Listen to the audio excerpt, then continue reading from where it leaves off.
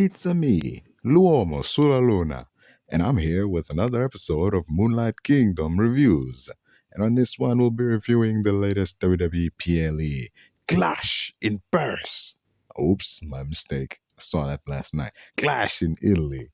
Yeah, let's get down into that one in 3, 2, 1. Boom. Obafemi was defeated by Brock Lesnar. Solruca snatched the women's IC belt off Becky Lynch. And, what else happened? Rhea Ripley retained against Jade Cargill. Cody Rhodes retained against Gunther. Wait, no, not that guy. He doesn't have no last name. He's just Gunther now.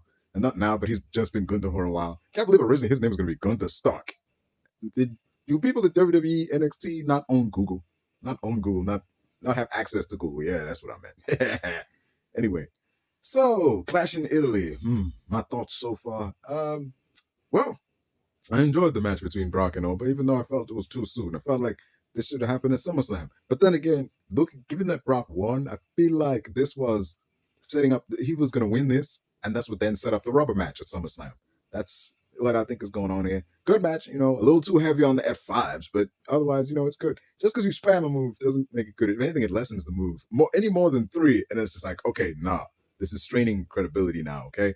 This is totally unrealistic. So, yeah, the expressive eyes are in now. The glasses are off.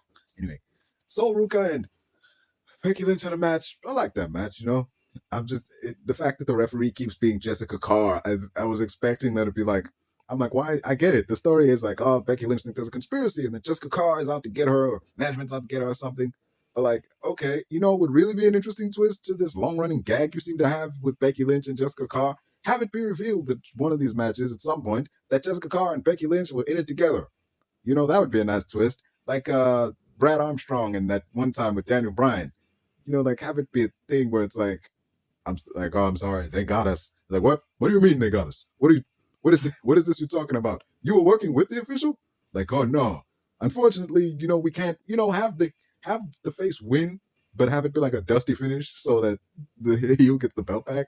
Yeah, she got the victory, but like, that way you can set up a third match at the next pay-per-view, I don't know, like they did with Daniel Bryan, except this time actually give the belt back to Becky Lynch and don't like hold it in abeyance like they did with Randy Orton and Daniel Bryan, because that was some nonsense. Anywho, yeah, Femi lost to Brock Lesnar. And tribal combat between Roman Reigns and Jacob Fatu. Wow, what a match that was. I mean, the tongue and death grip was brutal. They went everywhere. I mean, the match, they went into the stands, they went into the crowd, they brawling at ringside, tables were broken, barricades were busted, toolboxes were smashed on open hands. So much damage. And once more, Jacob Fatu has to fall in line, but this time, not under Solo Sikoa, but under Roman Reigns. The MFTs had a nice little cameo at the end of the in the match. Nice little stinger to set up maybe a payoff down the line. Maybe down the line we see the Bloodline versus the MFTs. 3-on-3, would be something. Yeah, it'll definitely be something. I'll give it that much. If that is what we seem to be leading to, that is going to be something. Liv Morgan in the post-show said that she is going for the king and queen of the ring. She's coming for the queen of the ring, which is weird because she's the women's world champion. So, and the queen of the ring winner always gets a shot at the world title, at the world title of their respective division. So what's going to happen if she wins? That's going to be a bit of an oddity. But hey, it is what it is. Yeah. So yeah, it is what it is on that one. Overall, I enjoyed the show. I still say to this day, you cannot convince me that 5 matches is a good idea. 5 matches on WWE pay-per-view is not a good idea. You are charging absurd prices for just 5 matches. There's no way you can explain that when before we used to have like 8 matches on a card and for way less money. Okay, there's no way you can spin that and tell me that that's a good thing. But yeah, also 5 matches means less people get on the card, which means you have people that are just sitting and milling around backstage. You have LA Knight on Raw, and he announced that, yeah, he's coming for like the King of the Ring, but he didn't have a match at this pay-per-view. He didn't have a feud leading into this pay-per-view. He was a supporting act in the Seth Rollins redemption arc, as Montez Ford calls it. He was just there to, he literally just showed up on an episode of Raw just to let people know he will not be doing anything in that episode, and then he left. And before that episode aired, people were talking about, we haven't seen LA Knight in weeks, and he shows up just to let you know he will not be doing anything that episode, and then just leaves. Like, I get it. This is not LA Knight's fault. This is a lack of creative, but still, like, this is ridiculous. Why is he a bit part in someone else's story? Why don't you give LA Knight, the megastar, his own megastar related stories? You have the Intercontinental title, right? Penta's got the belt, right? Have him do something with that. I get it. Penta's mixing up with Rusev and Ethan Page, but throw LA Knight in there. Make it a four-way. Or, I don't know. Instead of having one-on-one matches for the world title, have multi-man match. You know, have it be like multiple people are gunning for the tribal chief and his title. Damn.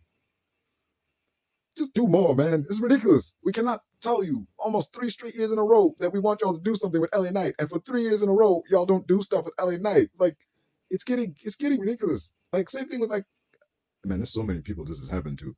But it's this old mentality of, well, if we're not ready to push you, we won't. If we didn't, you know, if we're not trying to make you a star, you won't be one, regardless of the fact that you got over by yourself. If we're not trying to get you over, you won't be over. We'll squash that because you're getting in the way of the people we actually want to build up. That old WWE mentality. It's just, it's still there. It is still there. Jeez, it's infuriating that it's still going on because he could be doing so much more. He got 2 belts. He got 2 world titles, and like he is holding neither of them. He is competing for neither of them. Like, come on, man. Whether it's the Royal Rumble every year for the last 3 years, man. Okay, this year. Yeah. For like 3 years, people have been saying LA Knight should win Money in the Bank. Should be LA Knight winning Money in the Bank. Whenever the Royal Rumble rolls around, they want LA Knight winning the Royal Rumble. It's just this thing. We can't have one name come up 3 years in a row and not do nothing. You haven't even given him a singles title run, like, or a tag title run. Okay, like, damn. It's just tough. I mean, yeah, he had that match with the Usos and they were taking on the Vision and all that, but just, man, it was so weird because there was at one point discussions that he was going to fight Brock at WrestleMania. I would have been like, heck yeah, let's give LA Knight a one-on-one feud with Brock Lesnar. Let's see what that looks like. Him and Paul Heyman going at it one-on-one on the mic. Man, that would have been awesome. I get it. We got to have Obafemi and Brock. That's a good trade-off. And LA Knight gets the leftovers of the Vision. They're like, man, just we could do so much more. Anyway, man, I thought Clash in Italy was all right. It was a 6 out of 10. I enjoyed it. I enjoyed the match between Roman Reigns and Jacob Fatu. I enjoyed the match between solruca and Becky Lynch was all right. The match between Jade Cargill and Rhea Ripley, those two delivered the last time they met. They delivered this time, Hey, just to be expected when you're just that good, it's good. I wanted to see these two collide since they debuted. I was like, it's one of the matches on my card. So the fact that I got to see that and now we get to see it again, heck yeah. Those are my thoughts on Clash in Italy and overall this treatment of LA Knight and WWE, man. Like, this is, it's gotta stop, man. Like, just, anyway, have the day you wish to have, folks. Like the video, comment on the video, share the video, do all those nice things. I've been your man on the moon here, and I just want to say, have the day you wish to have, and good luck and Godspeed.